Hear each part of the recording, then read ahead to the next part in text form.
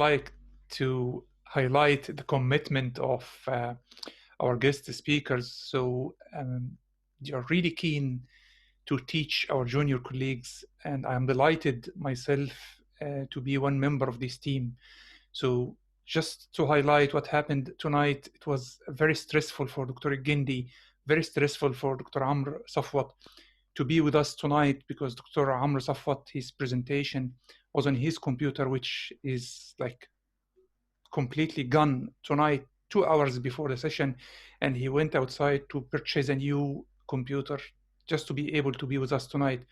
So imagine how much stress he was at before presenting his lecture tonight. That's the first one. Dr. Algendy, I was speaking to him or chatting to him 1 hour, and he was still in his ICU round, like he's in duty and didn't arrive home yet, and he was like struggling to get home before his first time to be here with us. So we had to flip both lectures, and Dr. Amr Safwat was the first speaker instead of Dr. Algendy, just because of this time pressure for Dr. Algendy. So this is how much commitment or how much committed our guest speakers are. And I am really delighted that we started with 250 or 300 people, and we are still having around 200 people here, really committed for attendance, committed to listen and watch our guest speakers. So hats off for our guest speaker, hats off for our attendees. So it's my pleasure to be one of this team. I'm going ahead now to introduce Dr. Mohamed Algendy, and I was delighted to be one of the COVID Crash Conference, and it was my first time to work with Dr. Algendy. And since then, I have a very good relationship with Dr. Algendy. He's an assistant professor in anesthesia, ICU, and pain therapy in Ain Shams University. He is as well the director of a fellowship program in surgical intensive care department at Ain Shams University, and he is currently the deputy director of Ain Shams Surgical Critical Care. He's as well the Egyptian Society of Intensive Care and Trauma board member, and as well he is the head of intensive care department in Saudi German hospitals in Cairo. So he's an experienced and appearing in multiple and many societies and conferences in intensive care in either in Egypt and internationally. So I watched a lot of his talks about mechanical ventilation, and it's my honor and pleasure to be here again watching and getting some of his knowledge about respiratory mechanics or lung mechanics beyond the basics. So please feel free to bring your tea and watch and carefully watch this lecture. You will always learn a lot from Dr. Mohamed Algendy. Prof. Gendy, please start your talk and feel free to take all your time. Thank you, Dr. Walid. Actually, it's my pleasure to share in this very interesting and nice program, sharing all these great people, great audience, and more great professors. I'm very pleased to share Dr. Amr, one of my dearest colleagues, who I used to be one of his faithful junior staff.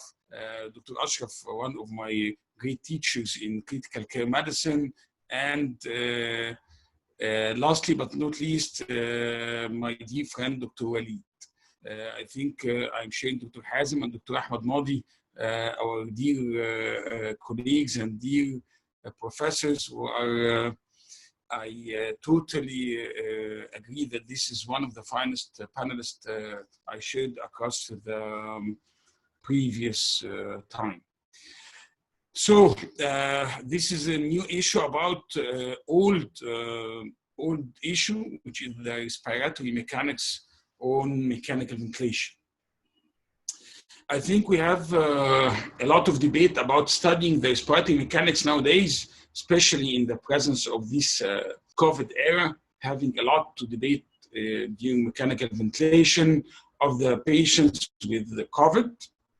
We do remember at the start of the COVID era, maybe during the COVID crash conference with Dr. Walid, our previous debate about using high versus low tidal volume, proning versus PEEP, PEEP versus non-invasive mechanical ventilation. And after about 10 to 11 months from this crisis, we are meeting again to share our basic knowledge again. Maybe this lecture will be very good introduction to the lung mechanics, which we all share its knowledge during our trip with mechanical ventilation. The first 15 minutes will be more or less basic physics and physiology. I need you not to get boring through this phase, and the next 15 to 20 minutes will be much more applicable and clinically based lecture. Our objectives will run through the lung mechanics as a physical concept during spontaneous and mechanical ventilation, a very clear message about equation of motion, which is the principal equation used in mechanical ventilation, and studying the lung mechanics during mechanical ventilation, its clinical implications, rapid look about the existence and compliance, and lastly, and the most important, using respiratory time constants as a tool in ventilating your critically ill patient. This is a very standard slide. I think the problem here is with the animation, but this is a very principal correlation between lung inflation and the respiratory system mechanics. To put a lung in inflation phase, this occurs only when you apply pressure and flow to the airway. The application of pressure and flow will make interaction between the resistance of the airway, the respiratory system compliance, and the resistance of the lung. So you are applying pressure and flow to the airway of the patient through mechanical ventilation, and these forces are interacting with the patient basic lung mechanics in the form of the compliance and resistance of the airway and the lung. This is a very nice slide showing that there is a very big difference between mechanical breath and spontaneous breath. Our dear junior staff always ask you, what's the difference between spontaneously breathing and mechanically breath? It's very important to know the difference between alveolar pressure during a mechanical breath and the alveolar pressure during a spontaneous breathing maneuver. The most important issue about this, that during the inspiration of the spontaneous breathing normal individual, the pressure in the alveoli is usually negative, while the positive pressure on the contrary is present during mechanical breath. This is a very important issue, because as long as you have a negative pressure during inspiration, you are applying a negative intrapleural pressure, which applies forces homogeneously and equivocally on the all surfaces of the lung, getting better distribution of pressure, getting better inflation of the lung, while putting a positive pressure is usually not augmented by the negative pressure applied during this spontaneous maneuver. This which we study across our next few minutes. So, equation of motion, one of the most important issues you should be informed and should be updated by. While you patient on mechanical ventilation, you should know what is equivalent to the ventilator pressure. What is equivalent to the pressure you are applying to the lungs of your patient. If you have a ventilator pressure, this pressure is used to deliver a constant or variable tidal volume to the lungs of the patient. The total pressure applied during positive pressure ventilation is equal to the pressure applied to overcome the resistance of the airway, which is equal to the resistance or making the air flow through the airways, while the airways are like the pipes or pipeline have a resistance to this flow of air. So the first part of the pressure you apply is equivocal to the pressure needed to make the air flow through this airway. Well, the second part is the elastic pressure, which is the pressure needed to inflate the lungs after passing the pipelines or the airways. So you have a pressure which overcomes the resistance of the airway, and another component of your pressure is targeting to inflate the lung and the chest wall. So the airway pressure or the inflating pressure will be targeted to resistive pressure and elastance pressure. This is a very simple model which is applying the resistive forces of the airway as if it is a tube, which is very low compliance but have resistance to the flow. While the spring model, this spring representing the lung and the chest wall.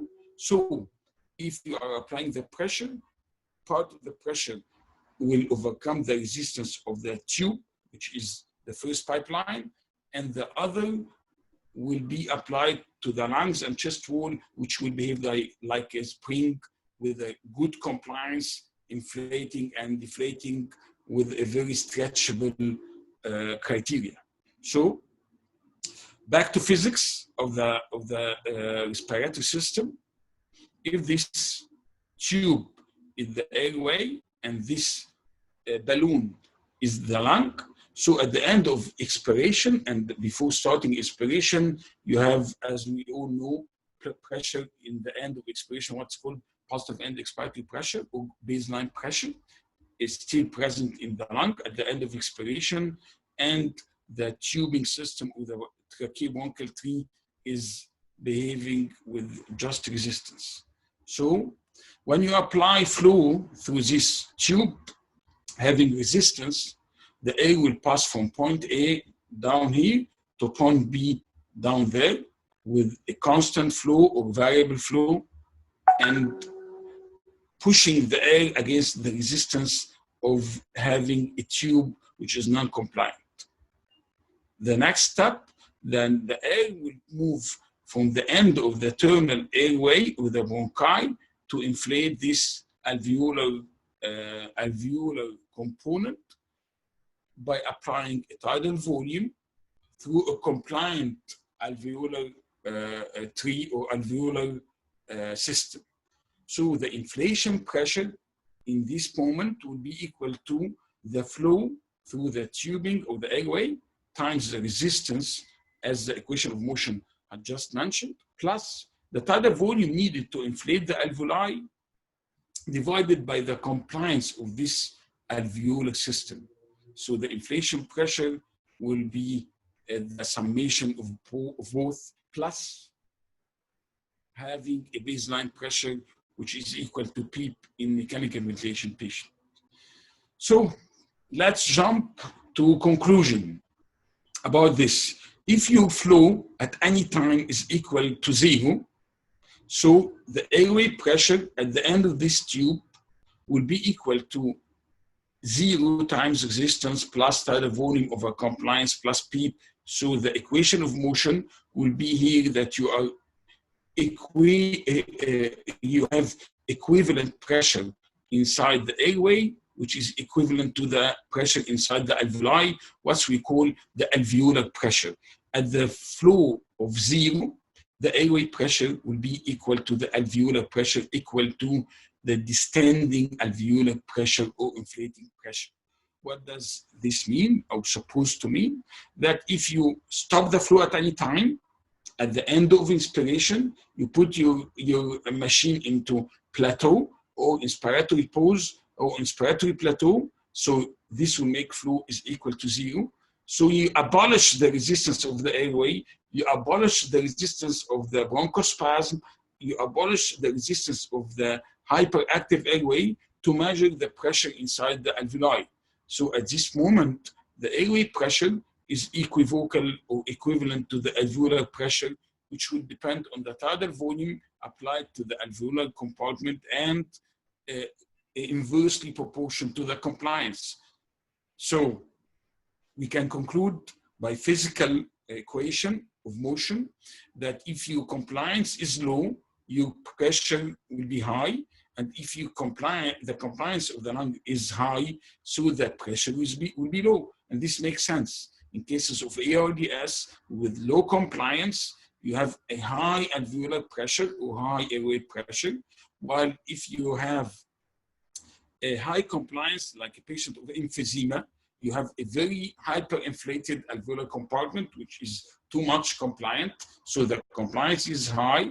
In the same time, the airway pressure is low, which doesn't make a lot of sense in case of the airway resistance is high. Because here I am abolishing the airway resistance by zero flow. While if you come back and you put some flow, you'll face a lot of resistance in emphysematous patients or asthmatic patients, building up a very high airway pressure. I will go through this in a couple of moments by applying some graphics. So the airway pressure is equal to flow times resistance plus volume over compliance plus PEEP. You are always allowed without using a dual mode of ventilation, you are always allowed to set two of these settings in the equation.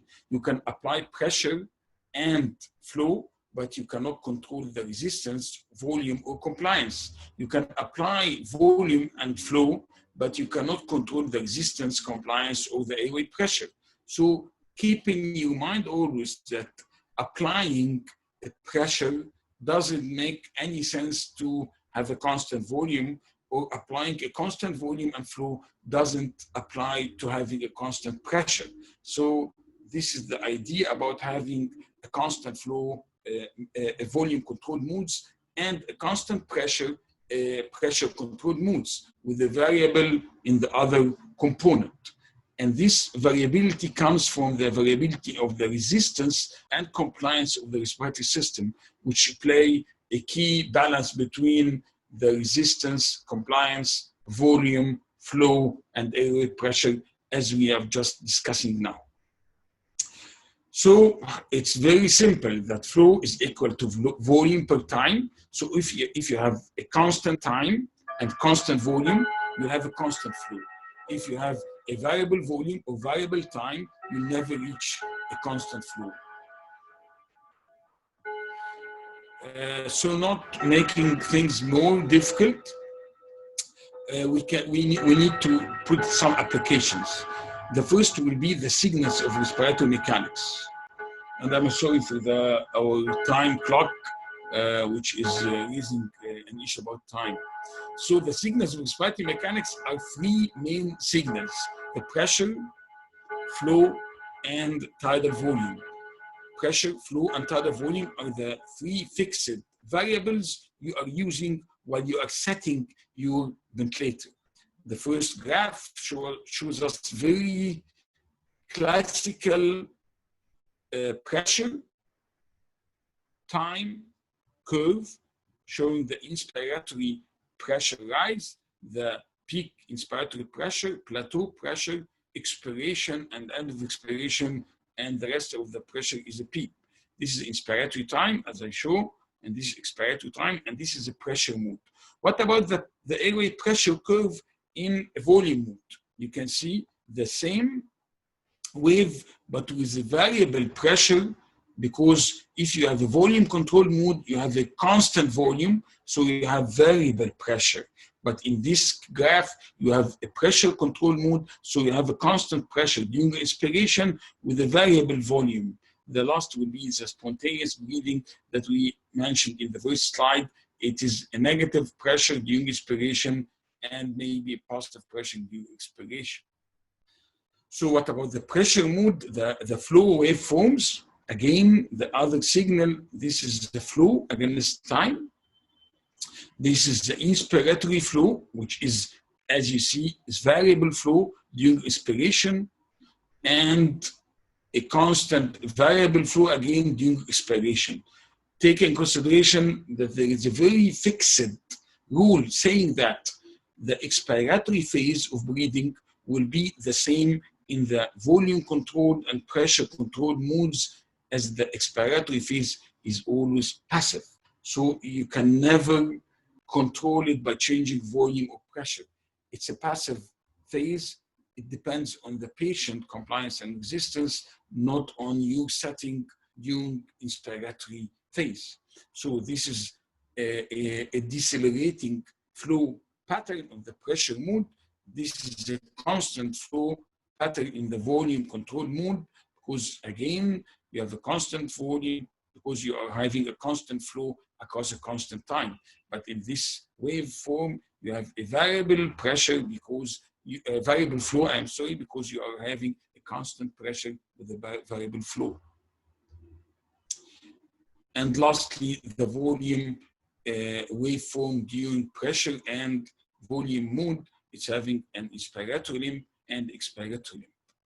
So the second part, which is very likely to be more practical, the lung mechanics part 2, which is clinically based mechanics of the passive respiratory system, the compliance and the airway existence. How to apply application of these physical values. By definition, compliance is the willingness of the structural components of the respiratory system to expand in response to applying pressure and volume. Very simply, it's to be simplified. This lung is like a balloon. You apply a tidal volume or pressure during the insufflation, during the inflation, applying this pressure difference between the point A and point B of the tube, you can create a pressure difference. This pressure difference will apply changes in volume of this volume pressure curve according to the compliance of the lung. If you are in the fully deflated lung, so you apply a lot of pressure to maintain a very small volume, as exactly like the balloon. Well, it's totally collapsed. You apply a lot of pressure to just open the balloon. But after opening the balloon, applying a very low pressure can get you guaranteeing a very good tidal volume. This is the best compliance of the lung and the best compliance of the balloon. And after fully inflating the balloon, any increase in the pressure will come back with a very small tidal volume, what we call hyperinflation. So to make things more easy, we have two types of compliance, or a little bit more complicated. We have static respiratory system compliance and dynamic respiratory system compliance. Static respiratory system compliance stands for changing the volume of the lung due to change in the alveolar pressure when there is no flow.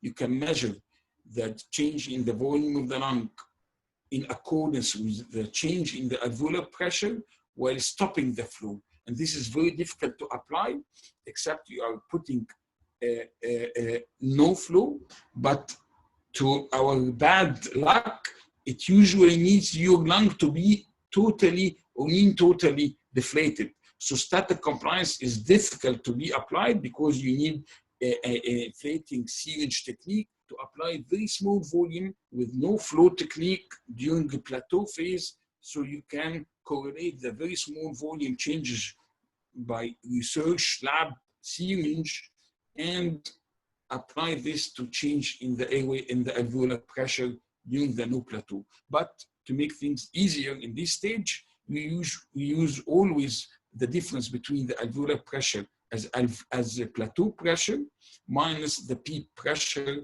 as a change in pressure during the static compliance phase. While dynamic compliance, which is usually the situation on mechanical ventilators nowadays, it's very easy because you are changing the tidal, you're measuring the tidal volume or change of volume. It's equal to the tidal volume per se, divided by change in airway pressure, which is very easy to measure breath by breath, change between the airway pressure peak and the peak during each lung inflation. So what you are really measuring may be a dynamic compliance. To measure static compliance, you need to stop the flow and measure the changes in the alveolar pressure with no flow against the tidal volume you are applying. This is back to the equation of motion for the next time. So the dynamic compliance, which is usually representing the work of breathing, the compliance of the lung at one time, doesn't equal to the compliance, which is the actual compliance of the lung with no flow. If you add flow, you are building pressure secondary to two items: the resistive portion of the airway plus the compliant or elastic portion of the lung and the chest. To meet this resistance of the airway, you should put the flow to zero again.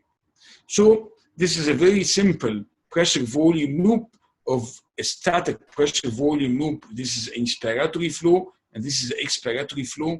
This is shifting to the right and shifting to the left of the loop. If you are increasing the flow, this is a flow of 30 liters per minute, you are shifting the curve to the right, because increasing flow, increasing the resistance, and so you need higher pressure to attain the same volume, which means that the compliance is less, or the airway pressure changes is relevant to the flow. If you increase the flow from 30 to 80 liters per minute,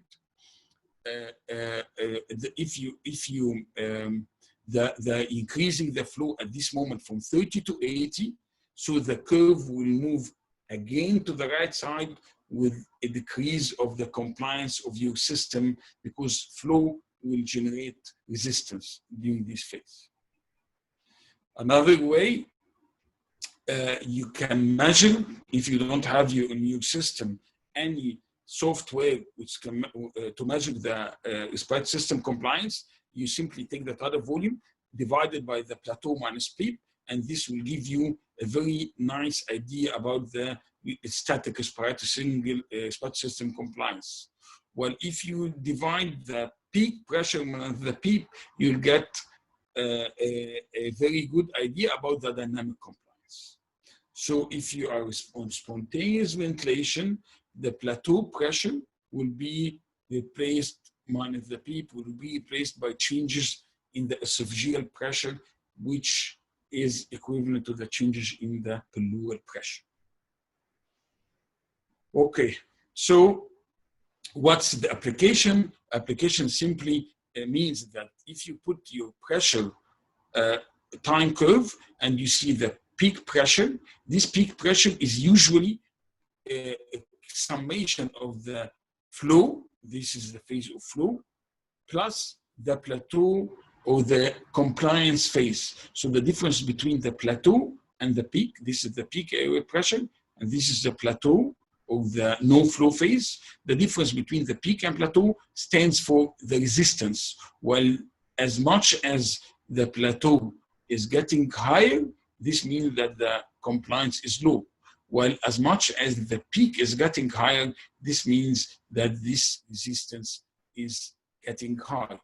But the main issue for applying a resistance measurement is the peak plateau gradient, which is the difference between the peak and the plateau, which will be mentioned in the second part of the resistance slides. So this is a very nice pressure volume loop showing that during inspiration, applying pressure is accompanied by increasing the volume until peak volume or end of inspiration is followed by another expiratory phase. If this curve comes down and an angle maybe below 40, this means that you are having an ARDS or restrictive lung pattern or low compliance. If it's moving up and to the left, this means that your compliance is better, and you can just pick a PV loop every time you visit your patient with ARDS or COVID pneumonia complicated by ARDS, or even any restrictive pulmonary disease, and you are wishing to get a better compliance, you just put a reference PV loop, and after improvement of compliance, you just take another loop and try to measure the difference or conclude the difference between the first reference loop and the new loop to get the axis, to check the axis. If it's moving up and to the left, it's better. If it's down to the right, it's worsening. This is the low compliance loop. So when you get down with the loop, it's a pattern of ARDS maybe, and this is very simple why I'm measuring the same pressure. This is a preset peak inspiratory pressure, and at this point of pressure, let's say of 20, you get a variable tidal volume. In case of ARDS, you get a tidal volume of maybe 300. At normal patient, you get a tidal volume of 500. And in the case of emphysema or surfactant therapy in congenital ARDS, you get a much more tidal volume, meaning that the compliance is very high. So this is a hysteresis, which is the golden standard you can measure by why your lung is having a different phases, why your patient lung is having different phases. At the initial phase, which seems to be flat or maybe towards having a little bit flat curve, you are applying very high pressure to give a very low tidal volume. But after opening the patient lung at the lower inflection point, any increase in the pressure will be corresponding to very good increase in volume, still till a point which is called the upper inflection point, at which any increase in the pressure will be met by a very minimal increase in volume. But this is expiratory pressure. You can think that to prevent the collapse of the alveoli, you may apply a lower pressure than the lower inflection point, this pressure, at which if the pressure drops below this number, which may be 15, the tidal volume will totally collapse. So this is a de-recruitment deflection point, and this is a lower inflection, a higher inflection point. Not to make things very difficult, I think we need always to count if we need to use the lower inflection point and higher inflection point to make recruitment, or you are using a prevention for de-recruitment by using the end inspiratory or the expiratory deflection point at which the lung volume will start to drop significantly at the expiratory phase. So PEEP is used to recruit the lung and also prevent de-recruitment if you are using pressure to avoid the de-recruitment during the expiratory phase. Resistance is much more easier after getting a lot of trouble with the compliance.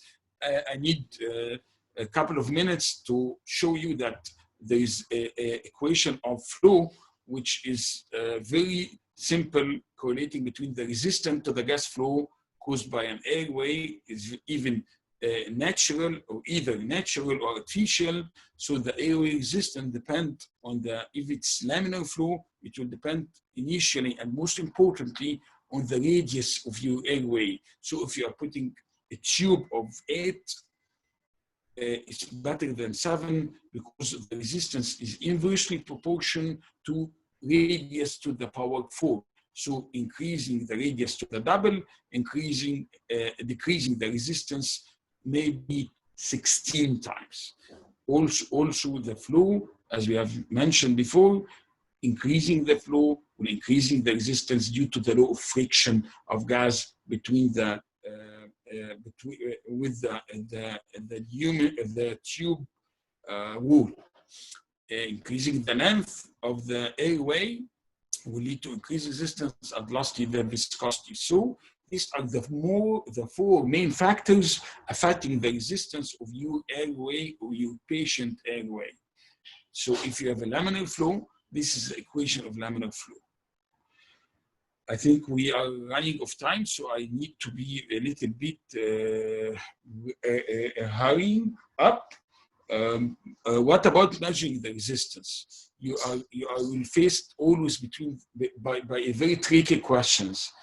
Are you measuring the inspiratory resistance or the expiratory resistance? If you are planning to measure the resistance of the airway during inspiration, which is the resistance to air flowing to the patient lung, it will be a very big difference from the resistance to the air flow from inside the lung to outside the lung in expiratory phase. By mathematical or physical equation, the inspiratory air resistance is equal to the difference between the pressure in the peak inspiratory pressure minus the plateau pressure over the flow, or if you have a constant flow or constant tidal volume. So if the difference between the pressure and the flow, again, peak minus plateau over flow, which is equal to 4 to 6 centimeter water per liter per second. While if you are measuring the expiratory flow resistance, so it's in resistance to expiratory flow, which will be the difference between the plateau minus the peak at the end, the plateau at the end of inspiration minus the peak divided by the peak expiratory flow. So it's a very tricky that you have a very different pattern. In the inspiratory resistance, your constant flow is what you are setting with the machine.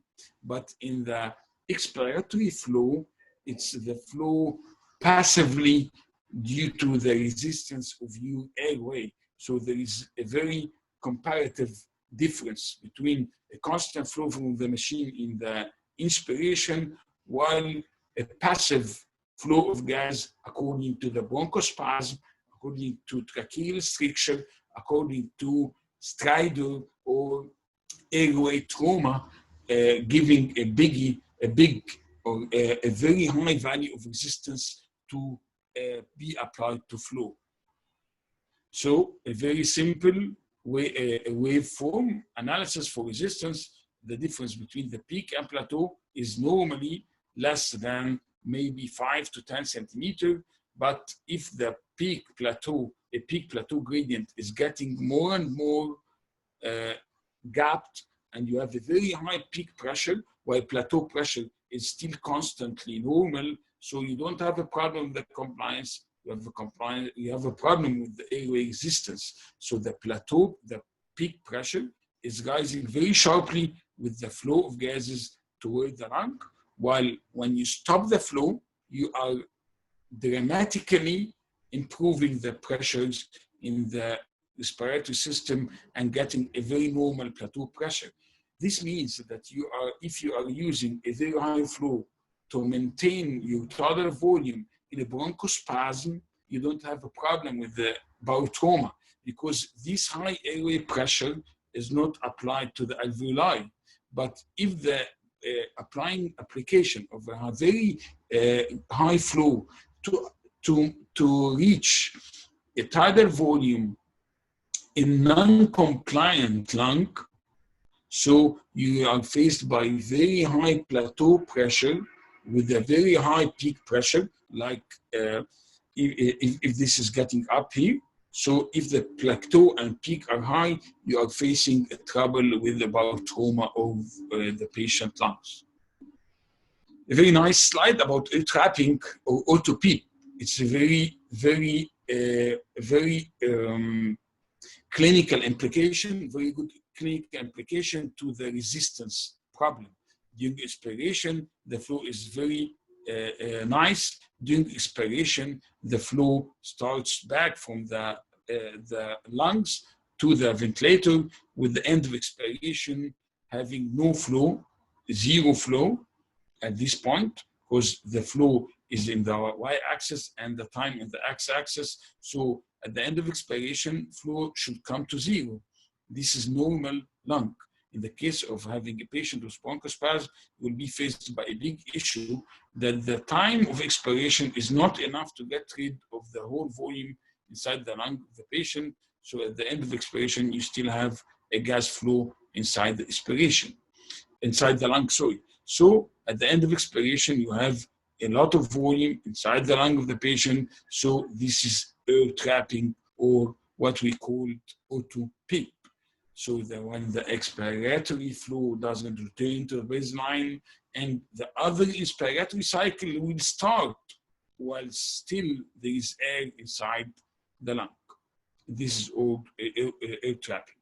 What about response to bronchodilators? If you are having a problem with a bronchospasm and you give the patient a bronchodilator and the patient improves, how can you get this? Simply, in the same expiratory time, the peak expiratory flow rate will increase, and the duration of time the lung needs to evacuate the air from inside the alveoli will be much more shorter, which makes you very simply having a capability of shortening the expiratory time instead of having a longer expiratory time in this cycle. So let's go to the main issue about increasing the resistance again, but across a volume flow phase or flow volume loop. This is a peak, this is an inspiratory flow against time, tidal volume. This is tidal volume increasing by flow of peak inspiratory flow, so then back to the zero of end of inspiration. That expiratory phase starts with the tidal volume all the way back to the zero at the end of the expiratory cycle, ending to the FRC or functional residual capacity volume of the lung. What happens if you have having air trapping? Inspiration will pass smoothly, but the flow will be decreased, what we call scooped out pattern, if you're having a problem with increased resistance. What I need to discuss now, the part 3, I may be short of time, but this is very important issue. What about the pulmonary hyperinflation or dynamic hyperinflation, and what can we do to improve it? Pulmonary hyperinflation is the condition at which at the end of expiration, the volume of the respiratory system is still above the functional residual capacity of the lung. What does this mean?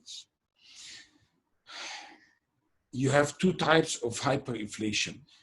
If you are applying PEEP to the respiratory system, it's very simple that after the end of expiration, you are applying some PEEP, so are having change in the external forces applying during expiration or external PEEP. So the lung volume will not come to the back of the primary lung volume before starting the respiratory cycle. So the cycle starts with inspiration and with expiration, but will stop at the level of the PEEP. So the lung volume will not come back to the baseline because of applying PEEP. But this is a static hyperinflation, not dynamic. What does it mean? That this pressure or the inflation in the lung is not variable. So the increase in the expiratory lung volume is stable. So this is what we call resting equilibrium volume. But what is dynamic hyperinflation?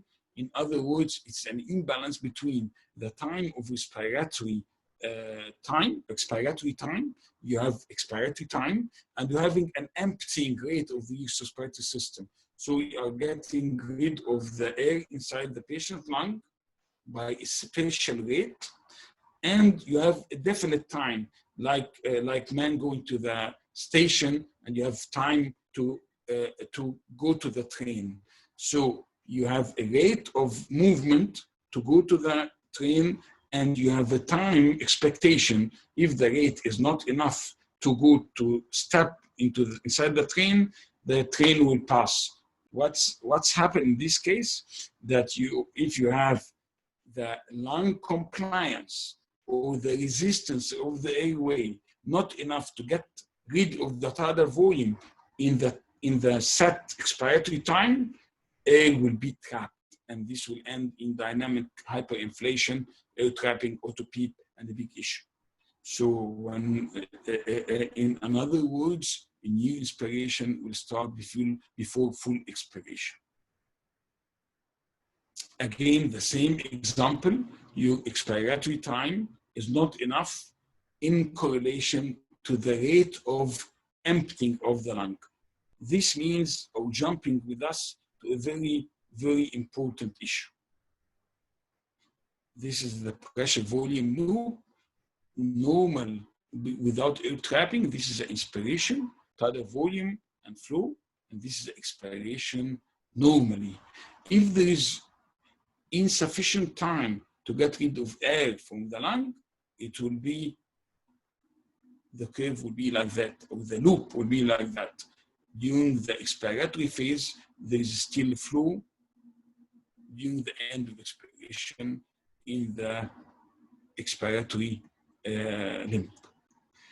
To end with this, we need to identify the synonyms of dynamic pulmonary hyperinflation, that the emptying rate, or the rate by which the lung gets rid of gases inside it, is called the expiratory time constant, which is very simply dependent on the multiplication of respiratory system compliance and airway resistance, because both figures, the compliance of the lung and the elastance of the lung, in other words, plus the resistance of the airway, will play a major role in getting the gas very rapidly. So if you have a bronchospasm, the air will be switched in the lung and cannot simply get rid of it. So if there is air inside and there is a bronchospasm, the rate of expiration, a rate of the flow will be very low, because the resistance is high. So you are getting rid of the gases very slowly. While if you have a compliance, which is very high, like a case of emphysema, so you are having very high compliance, the lung is inflated, but it doesn't have a good elastance to recoil. So it have a very long time to get rid of the gases. On the other side, if you have an ARDS case, you have a very stiff lung, baby lung, small lung, no compliance, very low compliance. So you don't have any time, you don't have any real need for having a time to get air in or out, because the compliance of the lung is very low. So the time constant needed to get rid of the gases in, or to get the air inside, is very small. This is the next and the last application I will work on. This is lastly the respiratory time constant. To sum up all the lecture, we need to interpret the changes in volume against pressure in a single hysteresis with the 3 different steps. The first one is the phase of critical opening pressure, at which you are using a lot of pressure, as I mentioned before, to increase or open the lung. This is called the critical opening pressure till you reach this dot of lower inflection point. Opening the lung will pass with you in a very nice curve, at which a very low pressure will apply a very good rise in volume, and this is the volume above the functional residual capacity, or the recruitable volume of the lung, or the opening reserve, inspiratory reserve volume with the tidal volume. But at the end of the day, if you have the lung inflated and you are still applying positive pressure, your lung will be over-distended too much, and this is the hyperinflation or the dynamic hyperinflation phase. This is the PV loop in the blue and pink in the first phase. This is the other loop in the second phase, and this is the over-distension loop. To make things better explainable, the time constant describes how fast the passive respiratory system respond to the external mechanical effect. In other words, a short time constant will have a very fast response, while a long time constant will have a slow response with a delayed attainment of new equilibrium. What I need to say in this part, that having a short time constant is a very small value of the resistance, low resistance and low compliance. So resistance times compliance is getting a small value.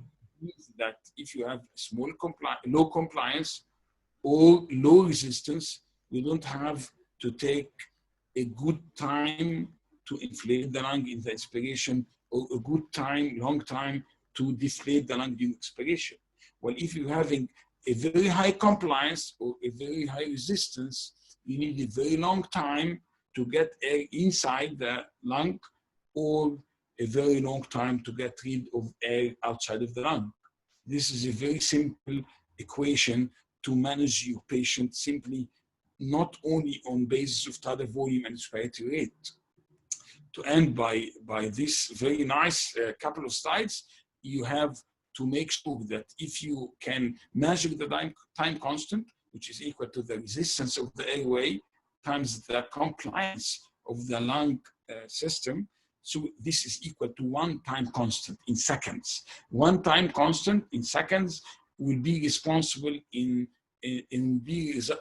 responsible for the change in the total lung volume by 63%. So in another word, if you measure the resistance compliance, multiply the resistance time compliance, so you have a one time constant. So if it is 0.3 seconds, so 0.3 seconds will be enough for the lung to get rid of 63% of its volume. But if you want to get rid of the whole volume inside the lung, you need to set your time constant, or your time, expiratory time, I mean, at 3 times time constant. You need to set your expiratory time at 0.9 seconds. So you are not having any air trapping. You get 95% of the volume inside the lung, you can get rid of it.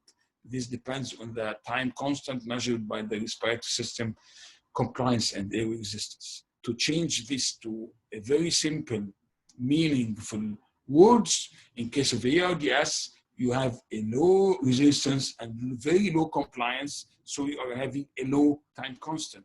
So in this case, your ventilatory strategy should be using a high respiratory rate and or a high inverse I ratio. In some instances, we depend on this philosophy in using inverse ratio ventilation or high respiratory rate without being afraid of any bowel trauma. Why?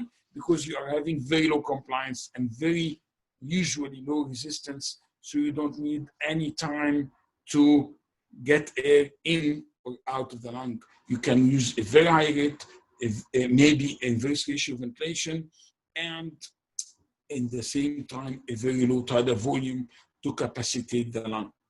While increasing the inspiratory time may help you more in increasing the mean airway pressure, increasing the oxygenation time, while decreasing expiratory time will lead to pulmonary hyperinflation or trapping only if it is extremely short, below the time constant needed.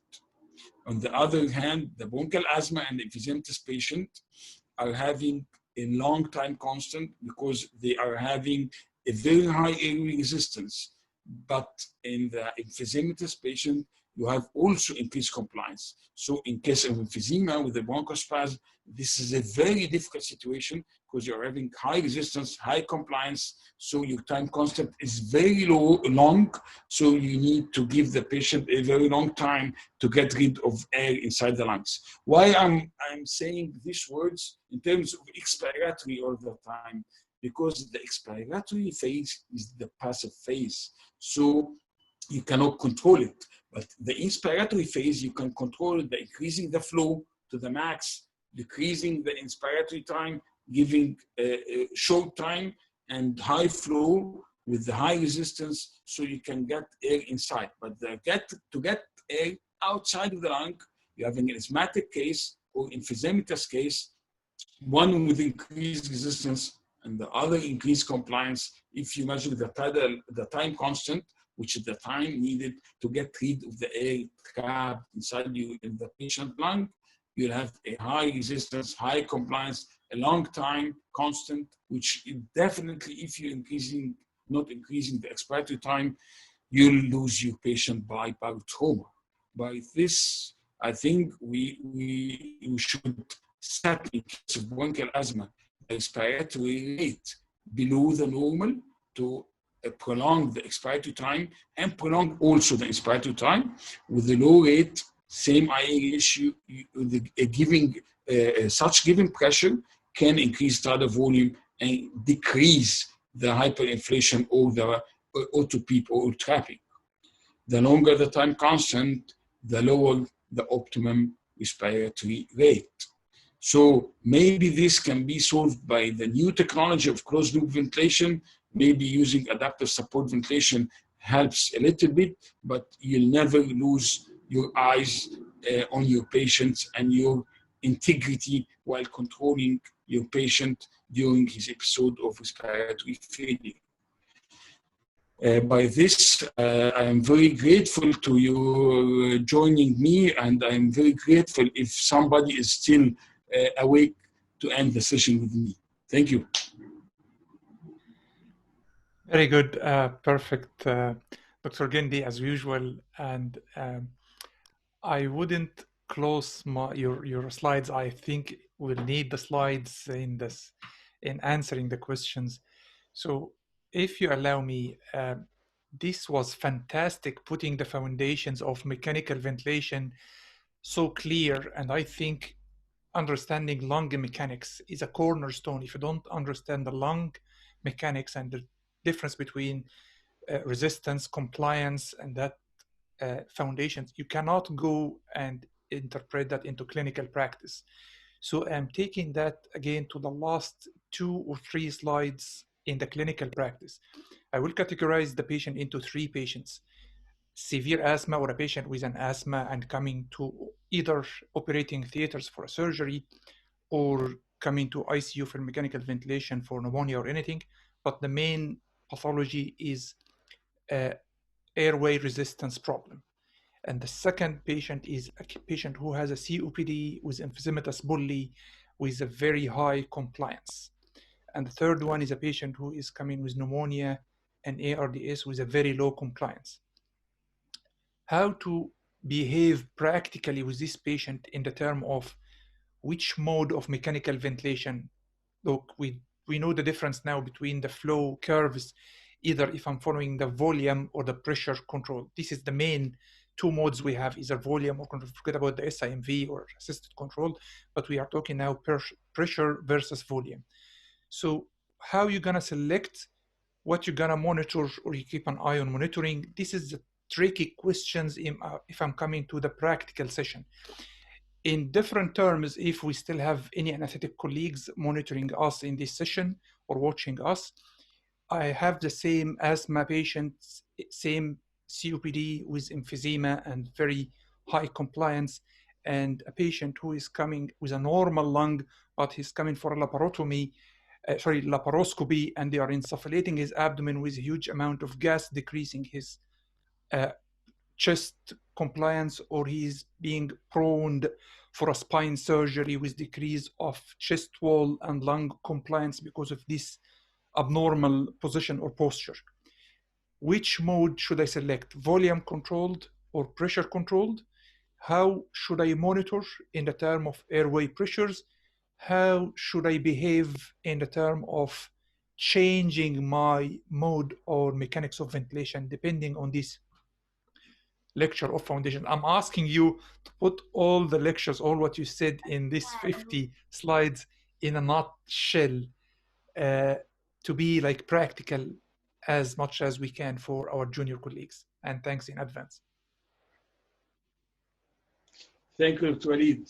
As always, your questions are a little bit difficult, much difficult than I'm supposing to receive. Standing at the platform, I think to give a piece of advice, as well, always agreement between all the senior staff that the best mood to use is what you most experienced at. If I'm giving a piece of advice to my junior colleague, I always tell them the best mood is what you are at most experienced at. If you are experienced at volume or pressure, this is the best for you. If you are not experienced enough in another mood, you don't use it. So if we are starting by any patient with the trouble, with the changes in the resistance of the airway, maybe emphysematous, bronchospasm, if you have a problem with the airway resistance, I do usually prefer using a volume mood, because if you are using a pressure mood, it may be very nice, but at a point or another, if the resistance of the airway changes while you're applying a fixed pressure and the changes of the resistance are very much, what I have to say, if the pressure changes are applied to changes to resistance, it's very much rapidly changing, as you have seen, as you've said. If there is a bronchospasm and you have given some aminophylline, xylocaine, steroids, magnesium, ketamine, and eventually the resistance at a moment relieved. Or if your colleague with the tube much more applied endobronchial, or there is a plug in the tube and you're applying pressure higher and higher to target the volume, but there's a plug and you just suction the plug, or the tube is a little bit kinked and you strain it forward. So the pressure which is applied at the start of the manipulation, which will be applying to the volume of 400 or 500 ml, it suddenly will apply alveolar pressure, or the standing pressure may be up to 900 or 1000 ml, because of changes in the resistance. If there is a dynamic change in the resistance, volume will be the perfect situation, and you start to change the minute volume buttons, which is meaningful to the tidal volume, the respiratory rate, respiratory time, I ratio, and P. If there is a problem with the compliance, like emphysematous patient or ARDS, this is a compliance problem. So compliance problem can be applied by either pressure mood or volume mood. But if you are using pressure mood, you are always following the changes in compliance. But definitely pressure mood is very comfortable to the patient if he is taking any spontaneous breath. So to start with, if the patient is breathing at any time spontaneously, so the pressure mood will be more comfortable because it's variable flow, so the patient make less work of breathing to get his required flow according to the compliance and resistance of his airway. But if it's a controlled mechanical ventilation, as our patient in the anesthesia, so you have a patient who is paralyzed, narcotized, you have a big issue. If you are getting a very high or low compliance, I mean, by inflating the abdomen or putting him in prone position, so it will be a very challenging to change pressure all the time. I myself, I'll be delighted to use a volume mode with the pressure limit, increasing the inspiratory time or decreasing the inspiratory time according to the lung condition, according to the airway resistance. I increase the rate if the lung is healthy, but I decrease the rate and decrease the rate and increase the expiratory time if the emphysema is there or there is a bronchospasm. At any time, proning or putting the patient with insufflation, the golden rule is to use a PEEP to maintain the distending alveolar pressure at a constant value or enough value to overcome the pressure applied from outside. So if you have maybe like Daniel Talmo, a transpulmonary pressure gradient catheter, you can use it, but unfortunately in many centers we don't use it. So just put a PEEP, use a volume mode, decrease the respiratory rate, increase the expiratory time and see the outcome. If there is a big issue about the target total volume, so you can check the resistance and compliance of your system, take your patient on the back and just inflate the lung. If there is resistance or problem with the inflation, you check the resistance and compliance and suction from your tube, make sure there's not crinkle, make sure there's no dynamic hyperinflation in your system.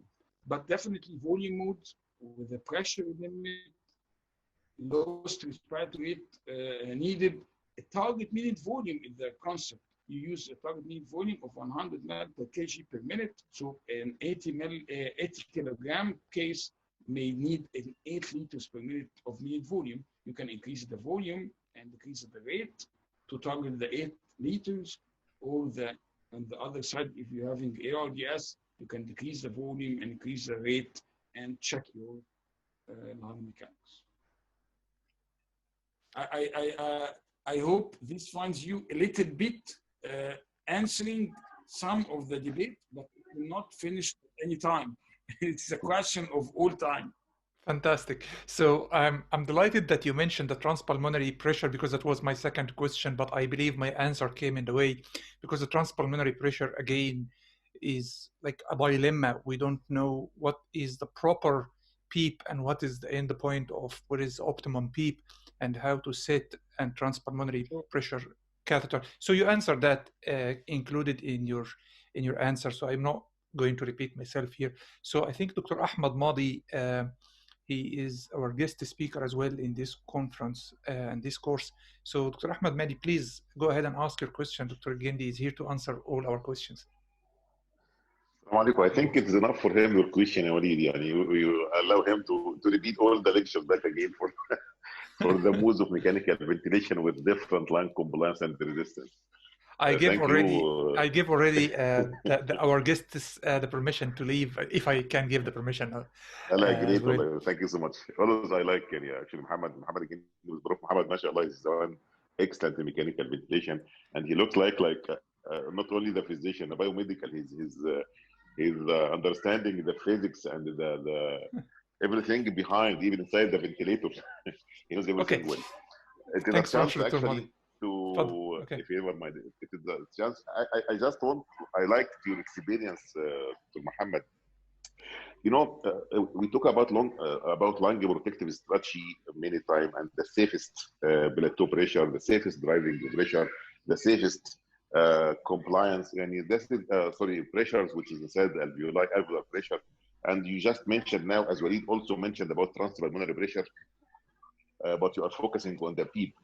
But I'd like, once we don't have, most of the centers don't have the esophageal probe to measure, I do believe, and this, of course, the transpulmonary is more important for lung protective strategy.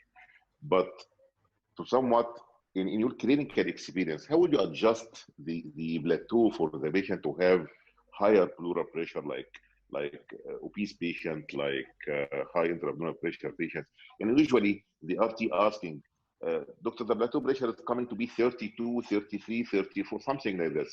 And we did accept, but clinical practice, for how long, how high we can accept in such patients if we don't have the esophageal pressure.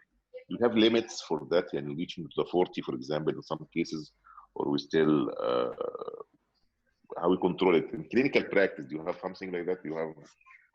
And I'd like to thank you so much for your comprehensive lectures. Well, I think it's a very tricky question, Ahmed, as usual. I think that Daniel Talbot has done his study with maybe Marini from the States, did a lot of research about this. The Italian group, the American group, the Brazilian group, as you all know. I know that the answer is there behind the screen with you and Dr. Walid in your practice, actually, as usual. But my point of view, which I need you to share me, that maybe nowadays, even in the presence of covered ARDS cases with the two types of the L type and H type, I'm having a big challenge with this. Actually, my team in one of the favorite places are using the pressure modes always. And I am one of the fans, I don't hide it, from the volume modes always. I like the dual modes maybe, but the big issue here is how to apply your plateau pressure. I think the golden plateau pressure is still ranging from 30 plus or minus a very minor range of changes, but maybe some studies are studying the intra-abdominal pressure. Some studies are using the intra-abdominal pressure and saying that if you have a cancer ascites or increased intra-abdominal pressure, just measure the intra-abdominal pressure and calculate the difference between the normal intra-abdominal and the real abdominal pressure. This makes sense to be 10 centimeter to 15 centimeter different. Put it as a PEEP. This will antagonize the increase in the intra-abdominal pressure and make sense. But I do prefer another thing actually. I'm very interested about using recruitment maneuvers. If the patient at the normal plateau lung protective strategy of plateau of 30 is getting the ideal tidal volume of 6 ml per kg, I'm very much convinced actually. If you put a plateau of 30 and you don't achieve the 6 ml per kg tidal volume you need, so you can raise the plateau pressure. While raising the plateau pressure, you may be over-distending. So if the plateau pressure increase is yielding a good increase in the tidal volume, this means that this lung is recruitable and the plateau pressure of this guy is much more above the 30. What I'm really doing in the practice, I increase the plateau and the PEEP. I increase the plateau and PEEP. If increasing the PEEP and the plateau and maintaining distending or driving pressure of around 15 will get a tidal volume of 6 ml per kg, and the lung is better and the compliance is getting better, so I can achieve a plateau of 35, maybe more or less nearby figures. But if I'm increasing the PEEP and the plateau and you don't get any increase in tidal volume when increasing the peak and plateau by 5 centimeters of water, you should stop and put the patient on the relaxant and try a recruitment maneuver. If the patient is recruited and the tidal volume increases, plateau pressure decreases, and your compliance is getting somewhere between 40 and 50 or increasing the compliance, so come back and put the plateau at the level you need, plus or minus 5 centimeters of water. But don't, I agree that if you don't have an anesthesial balloon to measure the transpulmonary pressure gradient, I cannot increase the plateau more than 5 centimeters water above the protective lung strategy, which is 30, except if there is a recruitability of the lung. If you are supposed to do a recruitment maneuver, put a muscle relaxant, recruit your lung, and check the compliance and the changes in the pressure. If the compliance is improving and the lung volume is increasing without changing the pressure, so you can go with a higher plateau pressure as long as your compliance is better. Maybe this is one way of handling things. I need to share your opinion, Walid, Ahmed, and maybe all of our panel. Well, my opinion, and thank you so much, Dr. Mohamed. I really appreciate because you have delivered a very good message behind your technique, which is a tidal volume is a target, not the plateau pressure, not the permissive hypercapnia. That's all of people thinking about it. But in your techniques, yes, I do like you are playing with the pressures to achieve the element of protection, of lung protection strategy with the tidal volume. I thank you so much, Mohamed, for this hint and for this message behind your technique. I myself found it very tricky, but very nice as well. So I would be delighted to find that in some research work to do that blindly, because the esophageal balloon to measure the transalveolar transpulmonary pressure is not available in all the centers, and even some sophisticated centers even if they don't have it, they don't put it as routine. And I found that the idea of maximum plateau pressure 30 in morbid obese patient, in ARDS, morbid obese patient, post-bariatric surgery patient is still of a great challenge. So thank you. I never heard about this technique before, Dr. Gendy, and we're always learning from you. So it's a nice strategy to apply it at bedside. I think it's safely if we done that in 2 by 2 centimeters and keep watching and monitoring for the tidal volume. In 30 seconds, last question, Dr. Gendy, if I'm following the the volume flow loops or the pressure or the flow curves, and I find this patient has an intrinsic or auto PEEP, what is your advice? I know this question is for juniors. What is the immediate action we need to do to treat this patient before he comes to be in a shock state and then arrest and the things goes bad? So what's the first action I should do as a bedside junior trainee before I call my senior even? I beg your pardon, on the pressure mode or volume mode? In the flow curve. So if I have in the flow curve or in the flow volume loops, so I can diagnose the intrinsic PEEP from either of them. So if I find that this curve is giving me now, this patient has an intrinsic or auto PEEP, before I call my senior or call anyone else, what should I do before that? Very nice question for a mentor like you. You are always having teaching questions at your sessions. I recognize it. Actually, as we all know, the first and the most important is to do 2 things. First, to disconnect the lung first. If you're having air trapping, just disconnect first, just to make sure that your lung is not going to bowel trauma. Then after reconnection, you decrease the respiratory rate so that you are giving too much time for the air to get out. Decrease the respiratory rate, maybe decrease the flow rate to decrease the pressure if you are having a very high pressure of air entrapped, and maybe decrease the expiratory time. Bronchodilators are utmost important, lysis, magnesium, and if you need to add any of your valuable maneuvers, it will be very important to me. Perfect. I think this is the most important for me. That's very informative, yes. Not find a blowing of air facing your face. If there is air trapping, just disconnection will get you a very high flow of air. Then after relaxing your patient, relaxing, no longer, that will hold